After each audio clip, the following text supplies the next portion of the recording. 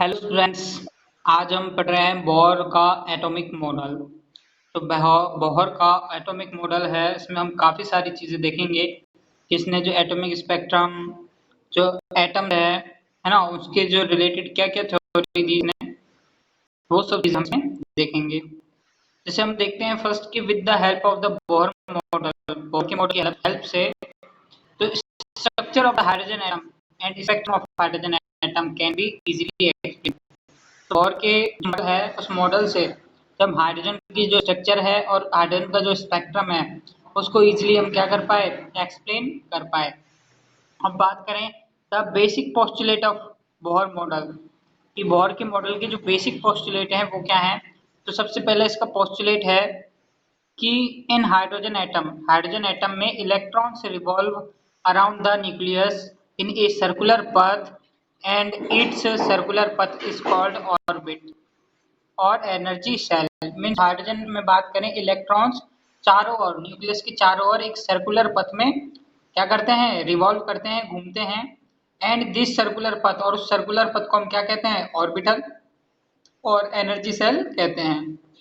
और हम बात करें कि these orbits are associated with definite radius और एनर्जी, कि ये जो ऑर्बिट्स हैं ये जुड़े हुए रहते हैं एक डेफिनेट रेडियस से और एक डेफिनेट एनर्जी से। ठीक है, मतलब इन ऑर्बिट्स की जो रेडियस है वो क्या रहती है, एक डेफिनेट रहती है और एनर्जी भी डेफिनेट या फिक्स रहती है। और हम बात करें एनर्जी, एनर्जी की बात करें कि द एनर्जी इज ऑब्जर्व और ओनली व्हेन, मतलब जो एनर्जी है एब्जॉर्ब होगी और उत्सर्जित जब ही होगी, ओनली व्हेन, जब electron jump from one energy level to the another energy level.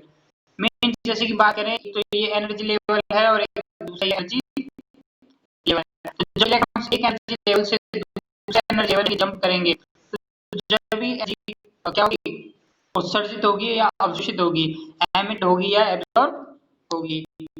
अब हम बात करें जैसे electron from lower energy level to higher energy level, तो एनर्जी इज ऑब्जर्व। जब वो लोअर से और हायर एनर्जी लेवल तक जाता है तो एनर्जी एब्जॉर्व होती है। और व्हेन एन इलेक्ट्रॉन जब इलेक्ट्रॉन जंप करते हैं हायर एनर्जी लेवल से लोअर एनर्जी लेवल में, तो एनर्जी क्या होती है, एमिटेड होती है, मतलब उत्सर्जित होती है। जैसे delta L is to the E F minus E I. अब बात करें this energy change is not continuous, ये एनर्जी का चेंज होता है, ये क्या होता है, कंटिन्यूस नहीं होता है ये। ठीक है, एनर्जी में चेंज कंटिन्यूस नहीं होता है। अब थर्ड पोस्टुलेट की बात करें कि during the transition between two state, अगर दो स्टेट के बाद में बीच में ट्रांजिशन करें, है ना, तो एब्जॉर्ब और एमिटेड रेडिएशन के बीच is given by the following formula. तो हम जो एक ट्रांजिशन बात करें, एक जो स्थानांतरण है, ट्रांजिशन है बिटवीन टू स्टेट, दो स्टेट के बीच की एब्जॉर्ब और एमिटेड रेडिएशन का, तो उसको हम इस फॉलोइंग फार्मूले से बताते हैं कि mu is equal to the delta E upon h, और डेल्टा ई की value E two minus E one upon h. अब ये देखो यहाँ पे E2 और E1 है, are the higher and the lower energy state. E2 क्या है, हायर एनर्जी लेवल, और E1 है लोअर एनर्जी लेवल। और ये जो इक्वेशन है, this equation is known as the Bohr frequency. तो बोहर फ्रीक्वेंसी का जो फार्मूला है वो क्या है, mu equal to the delta E upon h, और डेल्टा ई की वैल्यू होती है E2 minus E1 upon H. Okay, अब हम बात करें कि electron moving in orbital as angular movement की बात करें कि electrons moving in on orbital has angular momentum, कि जो इलेक्ट्रॉन्स की जो मूवमेंट होती है ऑर्बिटल्स में वो कैसी होती है, एक एंगुलर मूवमेंट होती है। और एंगुलर मूवमेंट का जो फार्मूला होता है एम ई वी आर, है ना, M E V R equal to N H upon two pi. यहाँ पे एन की वैल्यू 1 2 3 ये हो सकती है। ओके, तो electrons moving in on orbital has the angular momentum, electron के जो मूव करने की जो बात करें इन आन ऑर्बिटल, ऑर्बिटल में जब वो मूव करता है तो हैज एन एंगुलर मोमेंटम, तो उसकी मोमेंटम है जो गति है वो कैसी होती है, एंगुलर। ठीक है, और उसका फार्मूला है M E V R N H upon two pi, और एन की वैल्यू 1 2 3 4 मतलब एक वॉइल नंबर होती है। अब हम बात करें यहाँ पे कि अकॉर्डिंग टू दिस रूल, अब इस रूल से हमको क्या पता चलता है कि according to only those orbitals are permitted for electron in which angular momentum of the electron is Boyle number multiple of the h upon 2 pi and h is equal to the Planck constant। बात करें इस rule के according कि only those orbitals are permitted in for electron, वही orbital electron के लिए permitted होते हैं जिसमें एंगुलर मोमेंटम की वैल्यू, इलेक्ट्रॉन के लिए एंगुलर मोमेंटम की वैल्यू एक वॉइल नंबर के मल्टीपल में होती है। वॉइल नंबर भी किसके मल्टीपल, h अपॉन 2 पाई के मल्टीपल में होती है, जो कि क्या है जहां में h एक प्लांक कांस्टेंट है। अब बात करें इन दिस वे, तो some orbits are fixed in the which electron can move. तो अगर इस वे में बात करें तो कुछ ही ऐसी ऑर्बिटल्स हैं, ऑर्बिट्स हैं जो क्या हैं इलेक्ट्रॉन्स के लिए फिक्स हैं, जहाँ पे इलेक्ट्रॉन्स मूव कर सकते हैं। ओके, अब बात करते हैं कि first the stable state of electrons of hydrogen atoms, कि इलेक्ट्रॉन्स की क्या है स्टेबल स्टेट्स की बात करें, हाइड्रोजन के इलेक्ट्रॉन्स की स्टेबल स्टेट है ना, कि बात करें according to this rule only those orbitals are permitted for electrons in which angular momentum of the electron is whole number of the multiple of the h upon 2 pi. वही electrons क्या करते हैं, वही इलेक्ट्रॉन्स के लिए orbital fix होती है जिनकी एंगुलर मोमेंटम कितनी होती है h अपॉन 2 पाई के मल्टीपल में होती है। और फिर अगर अपन बात करें आगे कि the stable states of the electrons, कि the stable state of the electrons of the hydrogen atom, जैसे बात करें n की वैल्यू जिसमें 1 2 3 हो, can be expressed by the principal quantum number. मतलब बात करें जो स्टेबल स्टेट्स होती हैं इलेक्ट्रॉन्स की, हाइड्रोजन एटम्स की, जिसमें उनमें n की जो वैल्यू है ना, उसको हम A1 2 3 जो डालते हैं है ना ऑर्बिटल्स की वैल्यू को, तो उसको हम प्रिंसिपल क्वांटम नंबर से भी एक्सप्रेस कर सकते हैं। अब बात करें कि the radius of this stable state is given by the equation, कि जो रेडियस है इस stable states of the stable states is given by the equation, इस इक्वेशन द्वारा उसको देते हैं कि R N equal to the N square upon A, मतलब N square multiply by the A naught. जो आर एन की वैल्यू है radius of the stable state given by the equation, उसको इस वाली जो हम बात करें। अब बात करें for the first stable state, stable states के लिए ये रेडियस, तो स्टेबल स्टेट्स में बात करें तो आर बोर की जो ऑर्बिटल्स है ए नॉट की वैल्यू कितनी होगी 52.9, ऑर्बिट कितनी होगी 52.9 इन हाइड्रोजन एटम। अब बात करें कि electrons is found in first orbit, अगर माना कि इलेक्ट्रॉन्स फर्स्ट ऑर्बिट में मिलता है n इक्वल टू 1, तो हेंस इस रेडियस इज द 52.9 पिकोमीटर। तो जो बात करें हाइड्रोजन की जो रेडियस है वो कितनी होगी 52.9 पिकोमीटर उसकी रेडियस होगी, है ना। तो ये स्टेबल स्टेट्स की क्या है रेडियस है ये, ठीक है।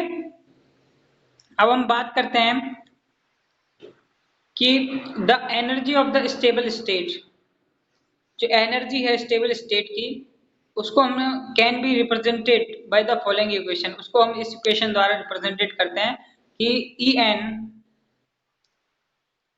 N minus R upon h है ना 1 अपॉन एन स्क्वायर, एन की वैल्यू है 1 2 3, ठीक है।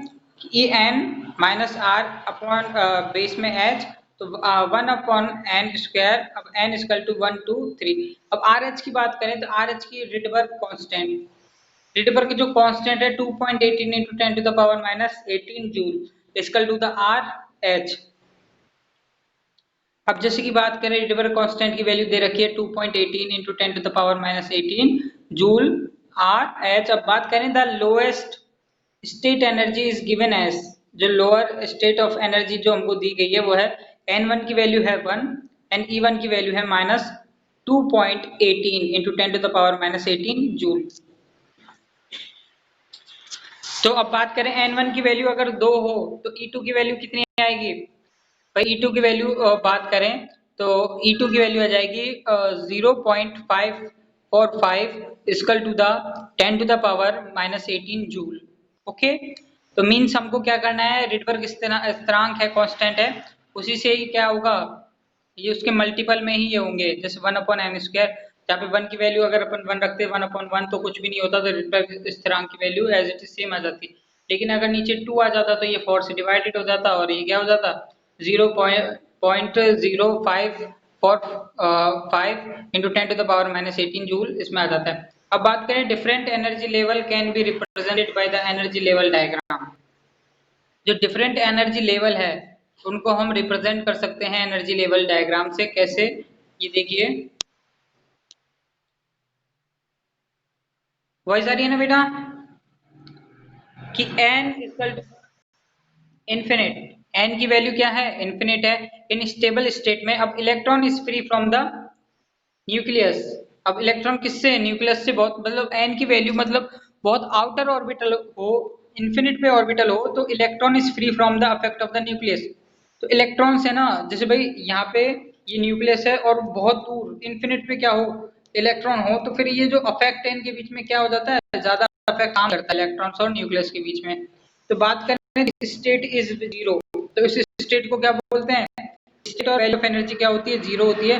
This is known as the ionic hydrogen atom, और उसे क्या कहते हैं, आयनिक हाइड्रोजन एटम कहते हैं उस स्टेट को। अब बात करें when electron is present in definite orbit, जब इलेक्ट्रॉन प्रेजेंट होता है एक डेफिनेट ऑर्बिट में, एक निश्चित कक्षा में, तो it is attracted by the nucleus, तो उसको इलेक्ट्रॉन द्वारा अट्रैक्टेड किया जाता है। And the energy is emitted, और एनर्जी क्या होती है, एमिटेड होती है। And the energy of the electron become minimum, और जो इलेक्ट्रॉन्स ऑफ द इलेक्ट्रॉन्स की जो एनर्जी होती है वो मिनिमम हो जाती है। तो for this reason the value of E, जो वैल्यू ऑफ ई है, एनर्जी की जो वैल्यू है, वो क्वेश्चन में वो हमेशा क्या आती है, नेगेटिव आती है। ठीक है, जैसे बात करें, यहाँ देखो कि the lowest state energy is given as, जैसे कि n1 की वैल्यू 1, E1 की वैल्यू है -2.18 × 10⁻−18 जूल। अब बात करें n1 की वैल्यू 2, तो E2 की वैल्यू हो जाएगी -0.545 × 10⁻18 जूल। तो बात करें different energy level can be represented by the energy level diagram, तो हम इसको एनर्जी लेवल डायग्राम से क्या कर सकते हैं, रिप्रेजेंट कर सकते हैं। अगर n की वैल्यू इनफिनिट है इन स्टेबल स्टेट में, तो electron free from the effect of nucleus, तो जो is known as the ion, जो कि हम पढ़ते हैं। बात करें,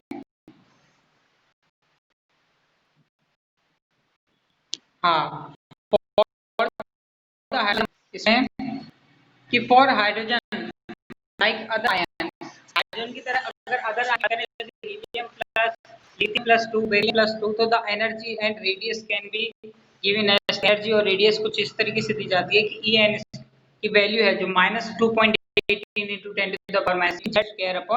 10⁻²/n², मतलब अदर एटम के लिए z² भी क्या हो जाता है, उसमें मल्टीप्लिकेशन में आ जाता है, जैसे कि ये आ गया है ना। तो ये जो फार्मूला हो जाता है अदर एटम के लिए -2, मतलब रेडियस की वैल्यू -2.18 × 10⁻−18 z²/n² जूल। तो Rn की वैल्यू और इसके लिए हो जाएगी, Rn की वैल्यू हो जाएगी 52.9/z पिकोमीटर। अब बात करें atomic number with the increase in the value of z, अगर atomic number increase in the number, जो बात करें इंक्रीजिंग में हो, है ना, वैल्यू ऑफ z, तो the value of energy became more negative, तो वैल्यू जो है और भी क्या होती जाएगी, कम होती जाएगी। एंड द रेडियस डिक्रीज, और जैसे जैसे अगर रेडियस क्या होगी, कम होगी, तो electrons are strongly attach to the nucleus, means जो रेडियस कम होगी अगर, तो वो क्या होगा, और भी ज्यादा पास आ जाएगा न्यूक्लियस के, तो और भी ज्यादा अट्रैक्टेड इलेक्ट्रॉन्स को करेंगे। इलेक्ट्रॉन न्यूक्लियस मतलब और भी ज्यादा अट्रैक्ट या उसको होल्ड करके रखेगा इलेक्ट्रॉन्स को।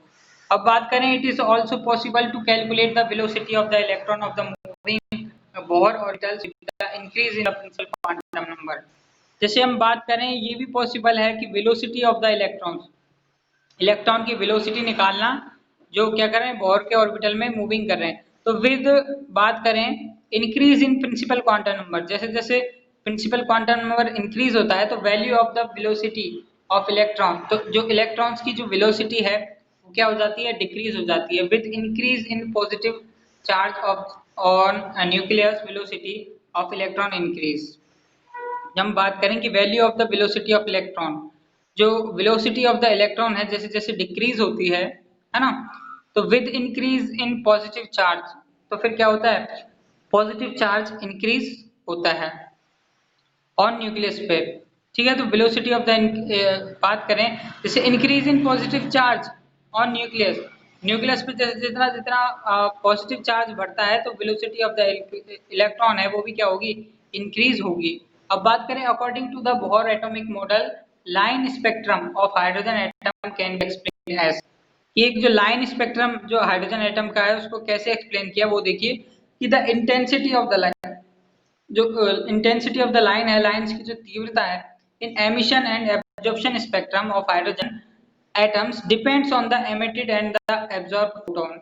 ये मतलब जो इंटेंसिटी ऑफ लाइन से, ये जो लाइन है ये एक ब्राइट लाइन थी और डार्क लाइन थी, उनकी जो इंटेंसिटी है एमिशन और एब्जॉर्प्शन स्पेक्ट्रम है वो हाइड्रोजन एटम के बात करें तो एमिटेड और एब्जॉर्ब्ड फोटोन पे क्या करता है, डिपेंड करता है। जैसे यहाँ पे बात करें, ये एक एनर्जी का डायग्राम हमें दिया है कि the difference energy between the two states can be given as, और ये जो वैल्यू दी है कि डेल्टा है, मतलब ये इक्वेशन के लिए दिया है कि भाई बात करें जो एमिशन ऑफ फोटोन क्या होता है तो delta E equal to E F upon E I. तो इसने ई एफ की वैल्यू अपन ने निकाली तो R H upon N F and R H upon N I, दोनों वैल्यू नेगेटिव में है, ये याद रखना। एन एफ क्या है, एन एफ यहाँ पे है फाइनल स्टेट और एन आई है इनिशियल स्टेट। अब ई इक्वल टू क्या हो जाएगा फिर, delta E equal to R H 1 upon N i square और 1 - 1 अपॉन एफ स्क्वायर, मतलब जो नेगेटिव वैल्यूज को जो हम इधर उधर कर देंगे तो जो हमारा फार्मूला आएगा 2.18 × 10⁻18 जूल 1/n स्क्वायर 1/n आई का स्क्वायर मतलब इनिशियल स्टेट का स्क्वायर माइनस 1/nf का स्क्वायर। तो frequency of the absorption and the emission of the photon, तो ये फ्रीक्वेंसी भी क्या होगी अपन इससे निकाल सकते हैं, फ्रीक्वेंसी का फार्मूला भी इससे डेरिवेट कर सकते हैं कि nu equal to delta E upon s. तो डेल्टा ई में जो वैल्यू अपन ने निकाली थी डेल्टा ई की, जो ये वाली वैल्यू निकाली थी उसकी वैल्यू हम इसमें रख देंगे और न्यू की वैल्यू आ जाएगी हमारी, जब हम कैलकुलेट करेंगे इस तरीके से तो कैलकुलेट करने पर जो वैल्यू आएगी 3.29 × 10⁻15 1/ni square minus 1/nf square. अब वेव नंबर भी हम इससे निकाल सकते हैं, wave number equal to the nu upon frequency upon C, तो R H upon H C, और ये जो वेव नंबर है इससे हम वेव नंबर भी कैलकुलेट कर सकते हैं। ओके, और फिर वेव नंबर कैलकुलेट करने के बाद जो वेव नंबर है उसमें वैल्यू हो जाएगी wave number equal to the 1.09677 × 10⁻7 1/ni square minus 1/nf square, है ना, मीटर इनवर्स। अब बात करें इन एब्जॉर्प्शन स्पेक्ट्रम में तो एनएफ की वैल्यू क्या होगी, हमेशा एनआई से ज्यादा होगी, फाइनल स्टेट की वैल्यू ज्यादा होगी। Then the values of the number in bracket became positive, और जो ब्रैकेट में जो नंबर होंगे वो क्या होंगे, पॉजिटिव होंगे। तो इज एब्जॉर्ब्ड एट फ्रीक्वेंसी, तो क्या होगी, जो फ्रीक्वेंसी को क्या किया है, एब्जॉर्ब किया है। तो opposite phenomenon is observed in case the emission, अब इसका जस्ट अपोजिट क्या हो जाएगा, एमिशन हो जाएगा। बस इसमें यही याद रखना है कि एमिशन कब होगा और एब्जॉर्ब कब होगा, है ना, हायर के लेवल पे वो क्या करेगा, डिपेंड करेगा। अब ये एक न्यूमेरिकल है छोटा सा, तो ये आप सॉल्व कर लेना आराम से। अब बात करते हैं limitation of the Bohr model की, जो कि बहुत इंपॉर्टेंट चीज है कि limitation of the Bohr model. इसमें बात करें कि बोर के model was the quite successful in the explaining the stability of the atom and line spectrum of hydrogen. ये जो बोर का मॉडल था वो सक्सेसफुल हुआ था कि लाइन स्पेक्ट्रम को और हाइड्रोजन एटम्स और हाइड्रोजन की तरह जो एटम्स हैं रदरफोर्ड मॉडल में, तो उनको बताने में क्या अभी इसने ये बताया there are some limitation of the Bohr models, Bohr models की क्या है, कुछ लिमिटेशन है। जैसे कि Bohr model could not account the final details like doublet, कि जो बात करें बोहर का जो मॉडल है वो डबलेट के बारे में, मतलब टू लाइन क्लोज स्पेस के बारे में क्या है वो बताता नहीं है इन हाइड्रोजन स्पेक्ट्रम में। और बात करें Bohr model could not explain the line spectrum of the multi electron atom, multi electron atoms के लाइन स्पेक्ट्रम को ये नहीं बता पाया। ये सब चीजें आप याद रखना कि कैसे कैसे क्या क्या लिमिटेशन है इसकी। और फिर बात करें कि Bohr theory fail to account the effect of the electric field, Bohr का मॉडल इलेक्ट्रिक फील्ड अफेक्ट जिसे स्टार्क अफेक्ट कहते हैं और मैग्नेटिक अफेक्ट जिसे जॉन अफेक्ट कहते हैं, उनको भी एक्सप्लेन नहीं कर पाया। और it can not explain atom the molecules of the chemical bonds। और ये भी नहीं बता पाया कि जो केमिकल है, केमिकल बॉन्ड्स कैसे बनते हैं। तो ये तो था हमारा बोहर का मॉडल। इसको आप अच्छे से कंप्लीट कीजिए। जो इसमें इक्वेशन है उनको लिखिए, जो इस पे डिपेंडेंट न्यूमेरिकल्स हैं उनको सॉल्व कीजिए, जो आपके बुक्स में मिल जाएंगे, है ना। तो बोर से जो रिलेटेड जो भी आपको एनर्जी लेवल है, ग्राउंड स्टेट है, लोअर स्टेट है, तो उसमें जो भी आपको रिलेटेड जो भी आपको न्यूमेरिकल्स मिलते हैं तो आप उसको सॉल्व कीजिए।